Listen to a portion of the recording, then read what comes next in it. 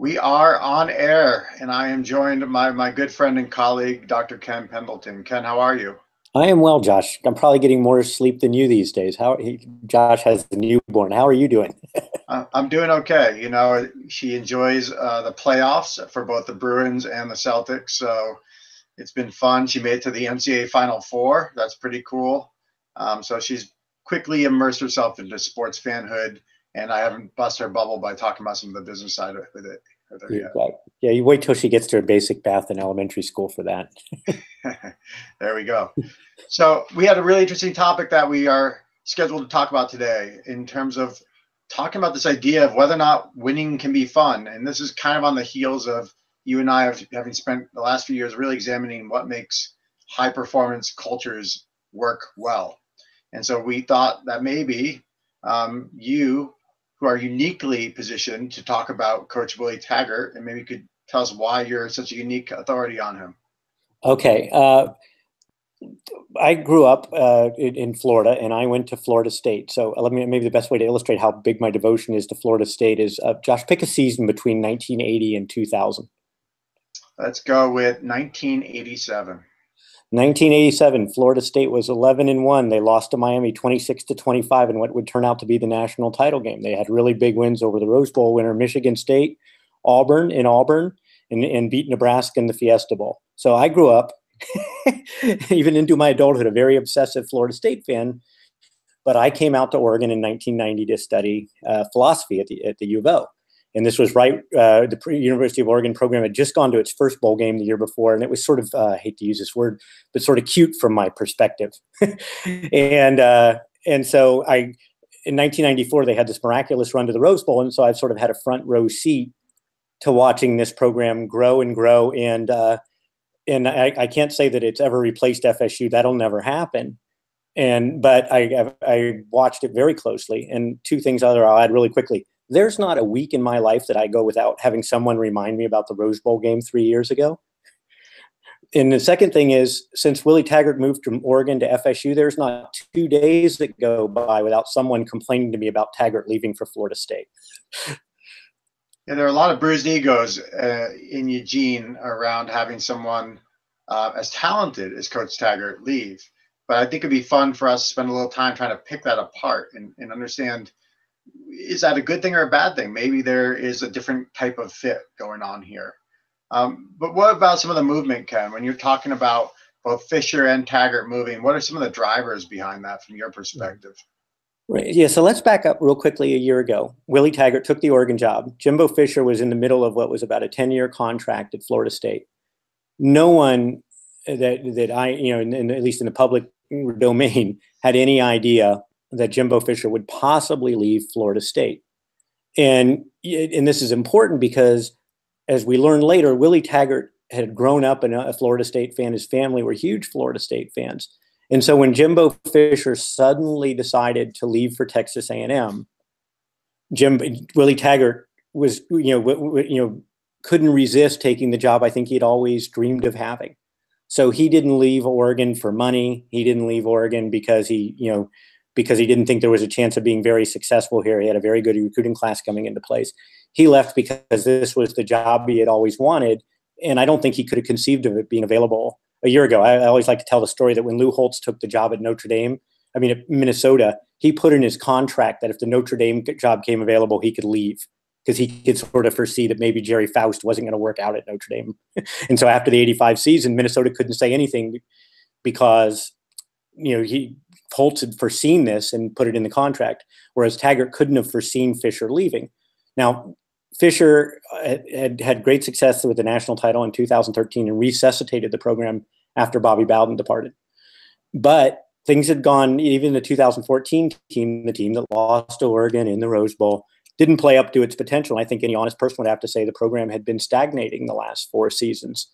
And so when people talk about why Fisher left, I think there's a bunch of possibilities. One is he went from $5 million a year to about $7.5 million a year. So that's could be one. I don't want to discount that. But there was also a bigger issue. He was going to have to release half of his coaching staff. And I think, Coach Fisher's very loyal. And I don't think he liked the prospect of doing that at FSU Whereas if he went to Texas A&M, he could gracefully say how making a transition to a different part of the country. The third thing, and I don't think people should underestimate this, is if Jimbo Fisher had stayed at FSU one more year because of the length of his contract, and FSU would have been stuck with him if he had another year like that. And I actually think he'd give him credit in the sense that I think he saw that things were at Florida State were stagnating, and that by going to Texas A&M, he essentially was getting a fresh start, and it benefited both him because he got a fresh start, and it benefited FSU because they could make a fresh start. Enter Willie Taggart. And so I think there were a bunch of factors involved in this transition. And you're talking about programs that are all considered destination programs and coaches who are all considered at the top of their field. And so what's particularly interesting to me is that you're talking about fit and alignment. And can you explain a little bit more about Taggart in particular as an example to understand what type of culture he brings? And then we maybe can see why this makes even more sense than anything other than it being a passion play, but this is actually a fairly well thought out decision on his part. Yeah. So let's talk about what the University of Oregon has built since since that Rose Bowl appearance. And I would argue that that they've actually joined Nebraska from the 1960s through the end of the 90s, and Penn State during the first 30 years of the Joe Paterno era, and probably having as distinct a brand as there is in college football. So Oregon's brand, very unlike Nebraska's, was about being state-of-the-art at everything. They upgraded the facilities to the point where they were debatably the best in the country. The offense was was played the sort of most exciting, most dynamic. The analytics that Chip Kelly used and the way he wanted to micromanage his players' lives was really taking data to a different level. And so in that sense, Willie Taggart is a bit of a mismatch because he's a throwback coach. It's less quantifiable. As a matter of fact, apparently Willie Taggart's not real big on analytics.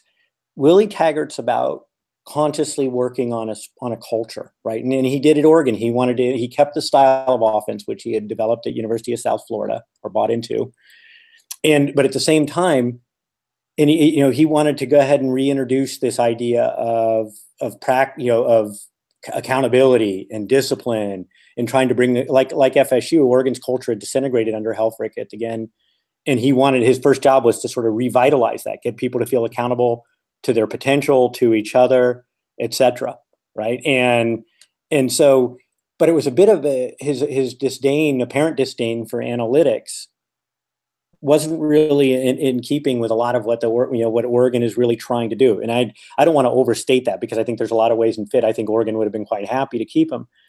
But in this sense, I think he makes an almost perfect fit for Florida State, because like Oregon, their culture was sort of devolving, and he's bringing in a message that's infusing that culture, and yet at the same time, he's actually questioning, as we're going to talk about in a little bit, he's questioning one of the most deeply held notions of what football in the South is about, which is in the South, football is mostly considered about hard work, and it's not supposed to be fun. Whether you want to talk about Bear Bryant 50 years ago, or you want to talk about Nick Saban now, the idea that football is fun, that practice is fun, that off-season conditioning programs are fun, that's really quite foreign to what most people in the South would actually view football. But that's actually what he's trying to introduce at Florida State. So the first day of practice, he has music playing, rap music, country music, apparently all manner of music in between. During breaks, the players are having a dance-off. He and other assistant coaches are running down the field, high-fiving players when they make big plays. One of the assistant coaches talks about playing state-of-the-art video games. I don't even know what those state-of-the-art video games are myself. But the point is, he's playing them, and what a way to relate to recruits, right? And yet at the same time, the old-school part of Taggart is there too. He invited Bobby Bowden back to Florida State for the spring game last Saturday. Bobby Bowden only attended one game during the Jimbo Fisher era during 2013. 300 former FSU players have come back. So that long-term love he's had for FSU, that tradition, he's playing into that, but with a new twist of how to relate to the athletes. And right now, from a Florida State fan's point of view, this is one of the all-time great honeymoons. Florida State's 2000 19 or 18, 19 recruiting classes now ranked #1 in the country. Now a lot can change in the next 10 months or so, but that is something that you want to get fan base excited in the South, where recruiting is the second most important sport after football. Have a prospective #1 recruiting class. And I think a lot of us attribute that to something that Taggart brought to the table that Fisher didn't. So Ken, how is it that someone who is by nature kind of an old school guy, right, in terms of, as you say, not relying heavily on the buzzing analytics and trying to see every advantage and looking for market inefficiencies and all this, how is he therefore so innovative all at the same time in terms of his ability to relate to the next generation of football players? Right.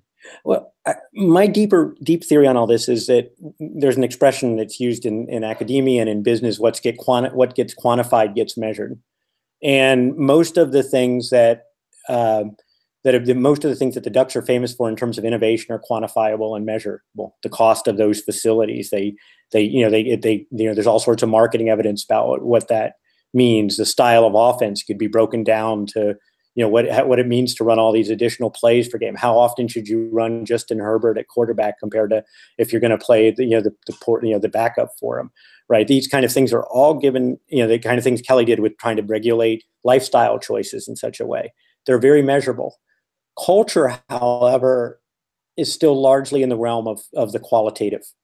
Right? I don't think it's going to be very easy. You and I are discovering writing a book. There's not a lot of numbers other than win-loss records, good or bad, that actually tell you whether a culture is, during the process tell you whether a culture is being successful or not.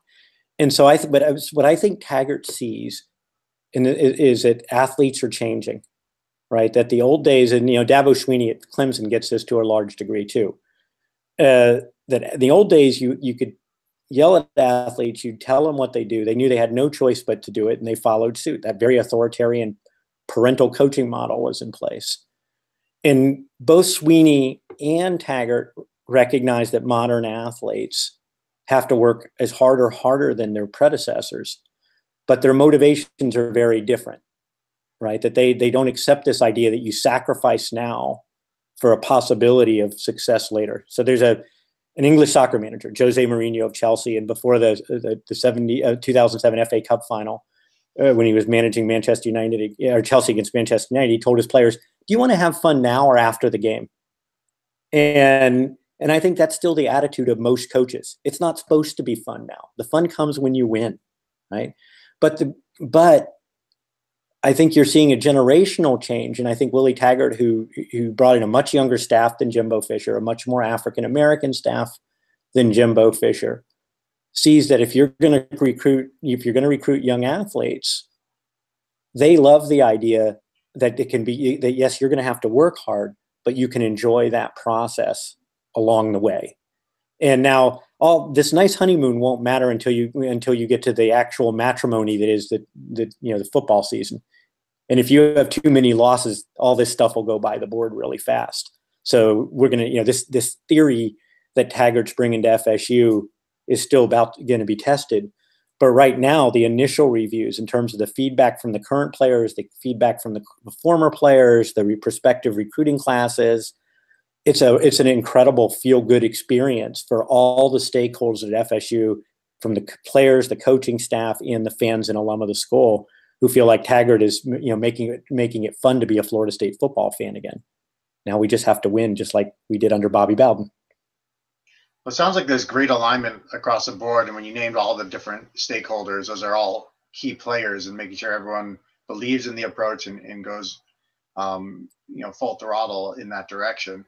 And certainly you're seeing some of the early proof by the recruiting class because it's resonating with the talent side of it. And then the question for you is, do you think that this same overall umbrella of culture that's making it fun for people to want to be engaged with the program, to come to the program, will that translate to winning, in your opinion? I am confident. I mean, maybe I'm just caught up in the honeymoon phase.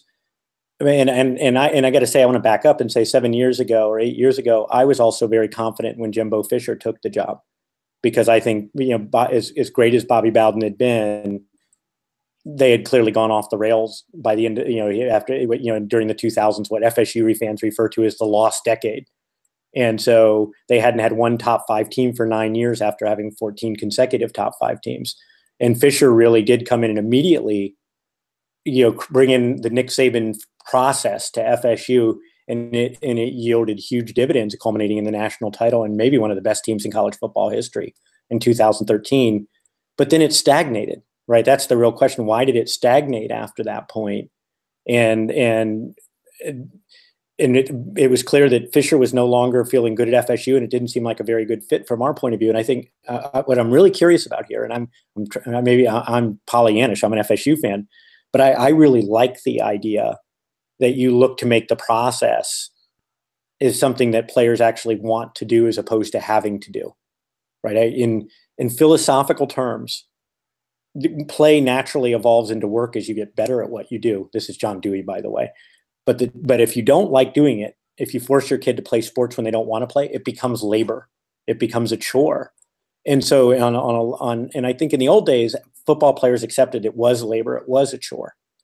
And I think players nowadays don't buy into that the same way. And I think Taggart is on to something profoundly important that, but again, the test still has to be whether your team wins and they're successful by other measures as well.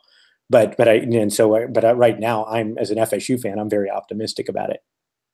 And kind of a final question here. Do you have examples of the ways in which he's laying out some of the concepts from our blueprint that show that fun is really part of the process and part of the structure in the way that the coaching and practices and all of that are going right now? Well, I think let's talk about the mottos he's actually brought in to the team. So he's basically had 3 mottos, right? One is never make excuses, and the second is that you never blame anyone else. In other words, you're responsible. And then the third one is do something, which I find a little vague but I think it gets to the idea of it's better to commit errors of commission than omission.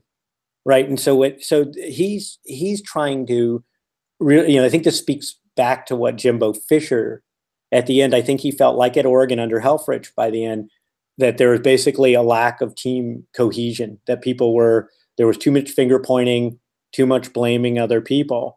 And so I think he felt to try that the precondition for having fun, so to speak, was to actually, is that need to be reconciled with a sense of self, ownership and accountability, right? And also just that idea of activity, that you don't stand around, you don't be passive. And so I think he thinks that very much can fit into this model, so he thinks hard. He's trying to square a circle from a lot of coaches' point of view. A lot of coaches don't think fun and work go together real well, whereas Taggart is suggesting they can go together really well. And I want to throw in one other thing that every FSU fan will remember, which is notice that these are process. Essentially, if you think about it, if all mottos have to do with with the product, process, or relationship, right? So relationship might be Anson Dorrance in North Carolina when he says they don't know how much you know till they know how much you care. There are lots of really funny and misguided ones about making the motto about results. So my favorite might be at Duke in 1979. They had a new coach named Red Wilson, and the motto was "Red means go." And they went 2-9 that next season. In 1980, the bumper sticker they put out was Duke football 1980. They sort of learned. And even Bill Walsh, the first year he was at San Francisco, they were 2-14. So the motto the second year was roaring back. And when they went 2-14 again, one angry fan sent in a letter that said maybe next year our motto should be "Don't get our hopes up." So now Florida State in 1988, after the 87 season that you asked me about, they went into the season ranked number 2 in the country, and their motto was unfinished business because they had lost that game to Miami 26-25 on a missed 2-point conversion. And they played Miami in the first game of the year. They put out a famous rap video called the Seminole Rap Video, Unfinished Business. They lost 31-0, and then that motto was sort of out the window. And so, coaches, I would really recommend process-related mottos. Right. So Nick Saban, for example, says never let your opponent determine your level of effort. If you want to prepare to win a championship, prepare to win the next play. Right. Because I think process will take you to your product. but going to product tends to tell people, has this implicit way of minimizing the process. Now, I should say, in 87, 88, when the Lakers beat the Celtics, Josh, to win the title in 87, the first thing Pat Riley did was say, we're going to repeat, when no team had repeated since the Celtics in 69. And so I'll say two things about that. One is that was a great product motto because he wanted to put that pressure on them. He knew with Kareem and Magic and James Worthy, he wanted to put that weight on them. And so I think there can be a place for that. And the last thing, of course, shows us is this is, get back to qualitative versus quantitative. This is as much art as science. And Riley understood the art of what was going to motivate his players and light something under them in a way. But I would still say most of the time, you need a process-related motto if you're going to be successful. Yeah, what's really interesting to me is I think you're absolutely right. Here's a really nice, innovative example of a different kind of culture that follows outside the mainstream for football, right? This idea of a fun culture, a fun process to get to the end. And in a lot of ways, if that's well communicated and clearly understood, is going to be a great recruiting advantage. It's going to be a great way to use as a motivator for a particular set of athletes. And he may be in the mainstream, and that, as you're seeing generationally, there may be more of a recruiting base to draw from that want to have fun. Right. And you haven't talked very much about Oregon, but I do think keeping a core of Taggart staff and Mario Cristobal, who played at the U, and the basic style of play that has defined Oregon, I think that they're going to try to continue that philosophy as well here on the West Coast. As much as I think Taggart it could be a very charismatic person, unique person, those ideas transcend him.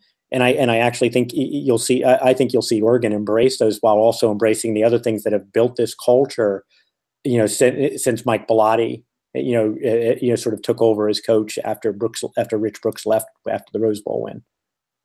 It's funny, when one measure that you could use to evaluate if the culture is being implemented, and it could look different in two different things, is looking at penalties in the game. And if you were to look during the Chip Kelly era at Oregon, you'd see a real small number of penalties, given that attention to detail and the disciplinarian approach, right? And with Coach Taggart at Oregon, they were one of the leaders in penalties.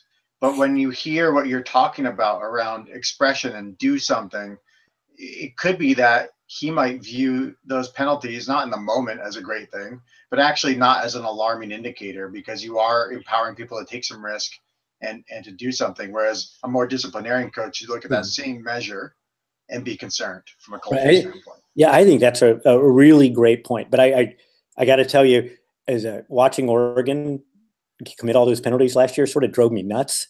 And so FSU fans, I can tell you it's going to drive you a little nuts this year. But I do think it's part of that do something attitude. And the other thing is, especially at Florida State, despite all the talent they had last year under Jimbo Fisher, ran one of the slowest offenses in the country in terms of time between plays. And so this is going to be about as dramatic a change as you can imagine. And so if Oregon had problem transitioning to what Taggart was doing, it might be really bad at FSU this coming year. There's still uncertainty about the quarterback position. They're talking about and it's unclear whether the favorite, James Blackman, is really ideally suited for this kind of offense. And there might be a lot of growing pains this coming year because of that. But I think as years go by, Taggart's methods they'll get more refined and they'll get used to playing the game so quickly. But I do think you're right. And I think it's a really great point that it's also just part of, the University of Miami was the same way, right? They were big on individual expression. And there are, of course, some infamous games where they committed a ton of penalties. But as much as I hate to say it as an FSU fan, from 87 to 92, Miami, got the best. As good as we were, top four finishes, Miami got the better of us 5 out of 6 of those years. So it was very that culture works for them, and I also think it works for football in Florida for deeper reasons that we might want to might require a whole episode unto itself. It can, and as we wrap here, a final thought from me is that I really think what's such a nice example, and you bringing to the forefront in this, is that it's a different culture, but he's doing it on purpose. And it's a deliberate culture, and he knows how to build culture, and he's a genius at it. And whether or not it'll translate to winning will ultimately play out, and will decide whether or not fun is a 4-letter word instead of a 3-letter word. But I'm pretty hopeful, as you are, that that type of deliberate approach to culture and get everyone aligned is a pretty good start in terms of success on the field and off the field. Yeah. Yeah, no, I totally agree. Willie is a man with a plan. And he had that when he came to Oregon. And I think he would have been happy to stay here a long time. And he's now bringing that to Florida, to Florida State. And I think he thinks it fits particularly well within the culture of football in the state of Florida, in the South. And so, it's going to be one of the more fascinating stories. And we'll see by the way, what Jimbo Fisher does at Texas A&M, where they also look like they're having a very good, like, top 10 recruiting class initially, by the way. And the problem he has is externals. He can't control the fact that he's in the same division as Auburn, Alabama, and LSU. And if they haven't won a national title since 1939, and they brought him in and paid $75 million for 10 guaranteed years, because they think he's going to do what even Bear Bryant didn't manage to do before he left, and win a national title. To me, if he can win the SEC West more than once, that would be a tremendous accomplishment in the context of where Texas A&M's history is and what the obstacles they face are. So, it'll be interesting to see whether he can bring the same initial success to Aggie land as he did to Tallahassee, because he resuscitated a very, very moribund program at FSU when he came there. And that should, FSU fans, once we get over the disbelief that he wanted to leave us, that's something I hope there's one day there's a Jimbo Fisher day at FSU, because he put this program back on the right track, and he made it possible for Taggart to walk into an incredibly good situation filled with good recruiting classes.